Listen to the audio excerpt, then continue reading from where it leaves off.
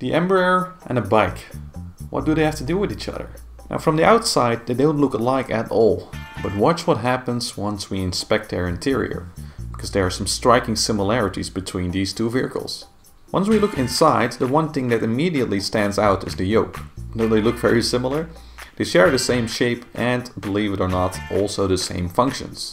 Pulling right on the yoke of the bike generates a nice smooth turn to the right. And depending on whether you go slow or fast, you have to give a lot or a little input respectively.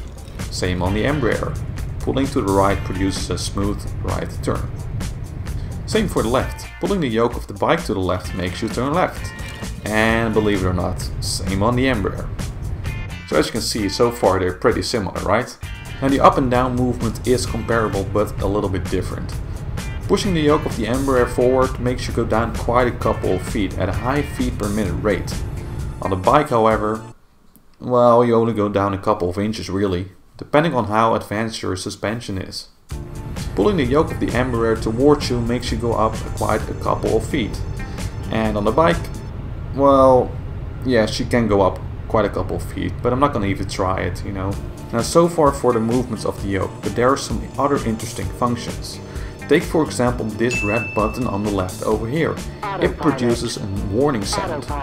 Same for the bike, although that sounds quite different, but it probably warns you about something. Then on the right of the bike yoke we have the gear switch. Now on the Embraer the gear switch is actually somewhere else. It's located on the main panel.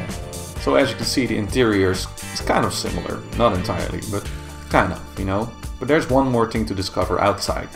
Now when we look from the outside, in order to get those fancy lights on the Embraer you will need to turn on the APU while on the ground.